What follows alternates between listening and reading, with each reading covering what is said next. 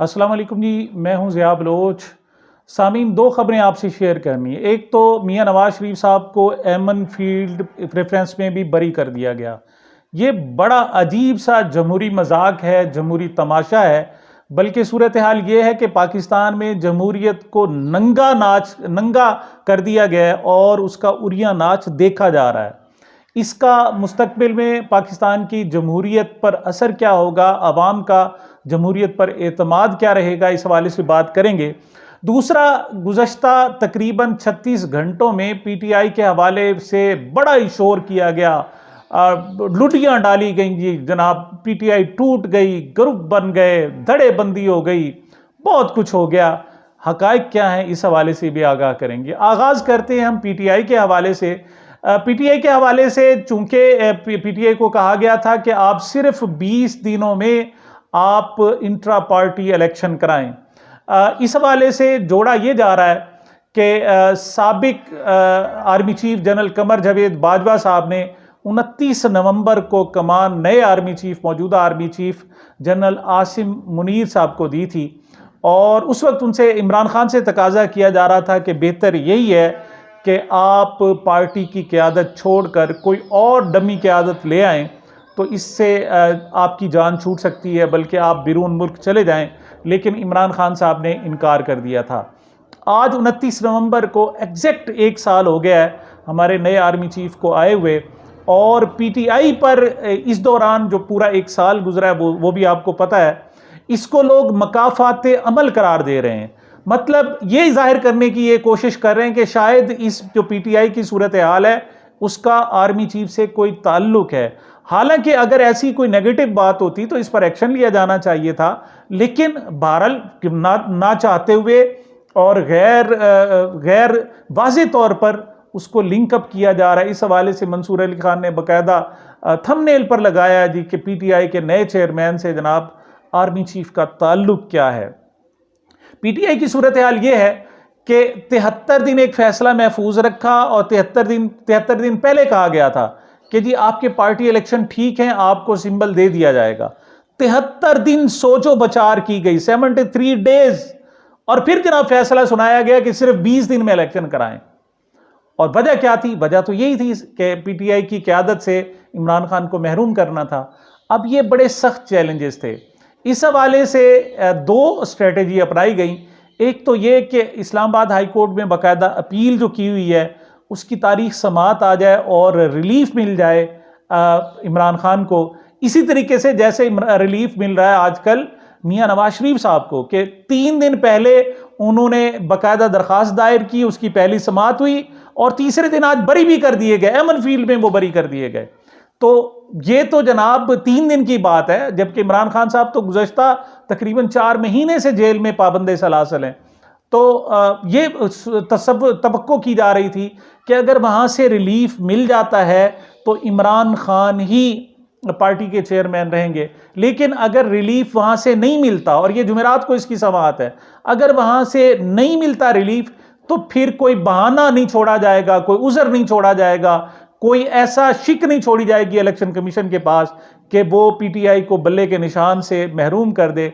उसके लिए ज़रूरी समझा गया कि इलेक्शन भी करा दिए जाएं और इलेक्शन की स्ट्रेटजी बनी।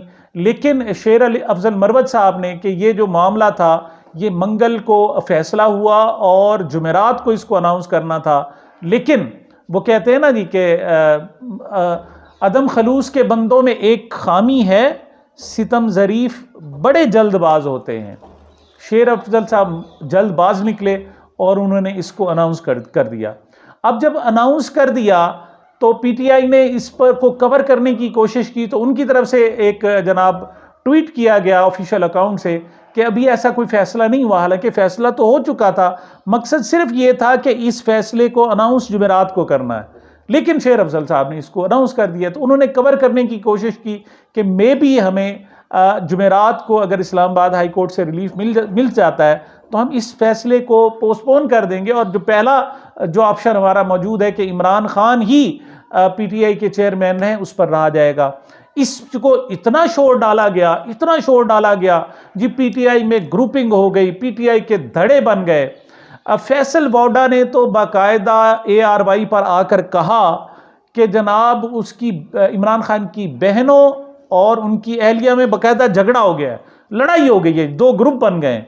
एक पीटीआई का बुशरा बीबी ग्रुप है और एक पीटीआई का अलीमा खान ग्रुप है। हालांकि दोनों सियासत नहीं करना चाहती, दोनों गैर सियासी खवातीन हैं और सिर्फ एक अपने खामन के लिए और एक अपने भाई, दो अपने भाई के लिए वो अदालतों में मारी मारी फिर रही हैं। लेकिन इसको तमाशा बना दिया गया और यूं कहा गया कि पीटीआई में तोड़ फोड़ हो गई। मैं एक बात पूछता हूं, ये बताएं कौन सी तोड़ फोड़ होगी? क्या पीटीआई इस वक्त मौजूद है जो उसमें तोड़ फोड़ होगी? आप खुद बताओ। मतलब पीटीआई की पहली दर्जे की क़यादत, दूसरे दर्जे की क़यादत, तीसरे दर्जे की क़यादत को तहस नहस कर दिया गया है, इस दौरान में है ही नहीं। और यहां तक कि कोई अवाम का शख्स भी एक झंडा में बाहर निकलता है तो पुलिस और दूसरे जो लोग यूं समझे कि उस पर झपट पड़ते हैं। ऐसे में क्या रह गया और क्या टूट फूट हो गई?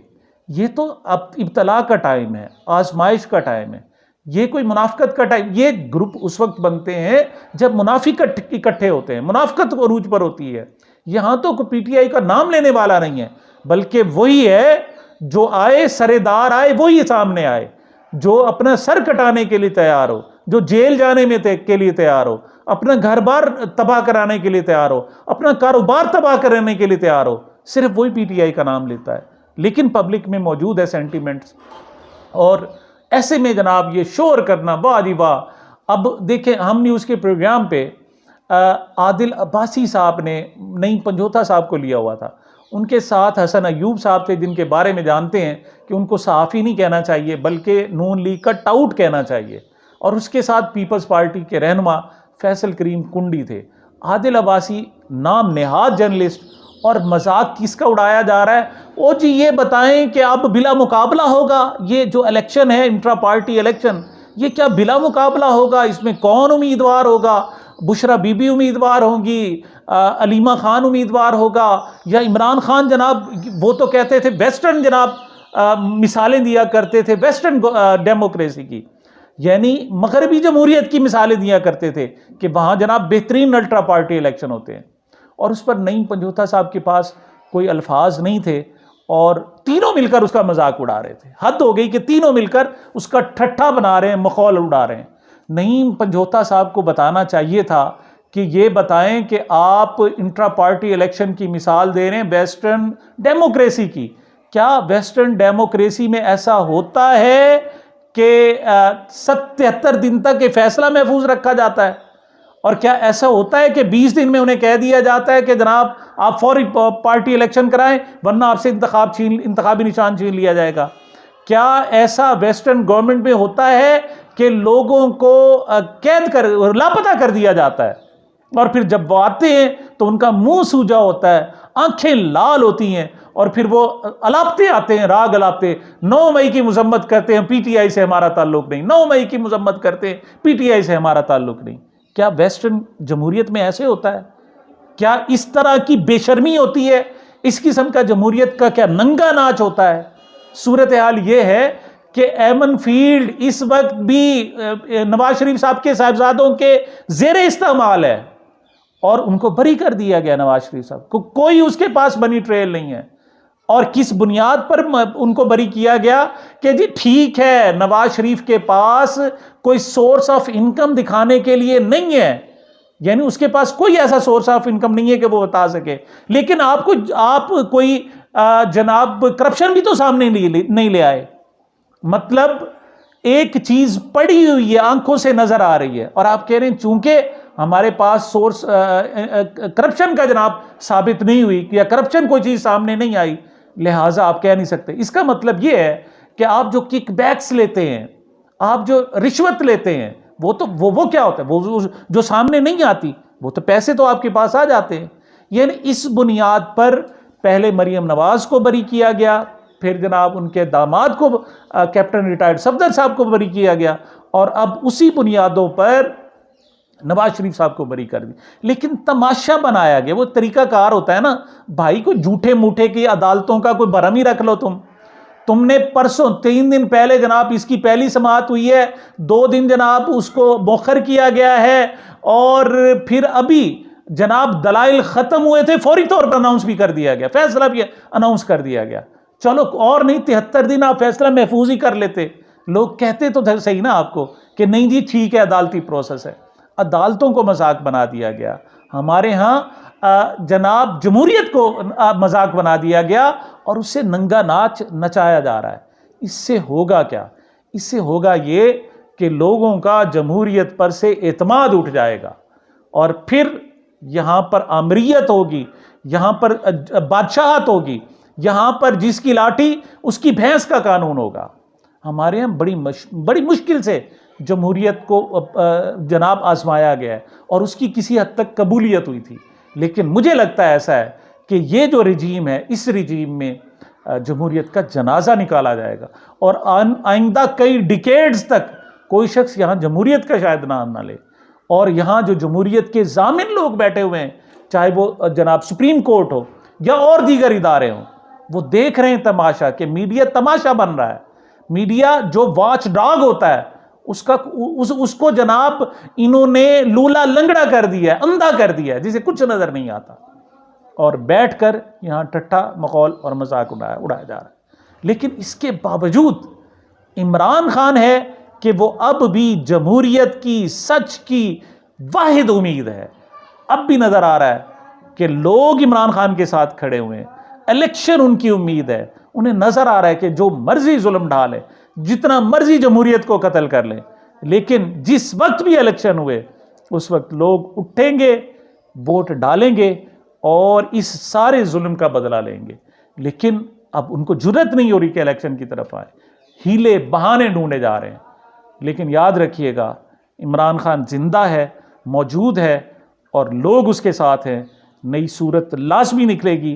कब तक तुम डिले करोगे इलेक्शन? कब तक डिले करोगे? आखिर एक दिन इलेक्शन होंगे और इंशाअल्लाह इमरान खान सुरखरू होगा और ज़रूर होगा। सामीन, ये मेरी अब तक की गुजारिशात थी। मुझे मेरे चैनल को अपनी मोहब्बतों और दुआओं में याद रखिएगा। मिलते हैं छोटे से वक्फे के बाद।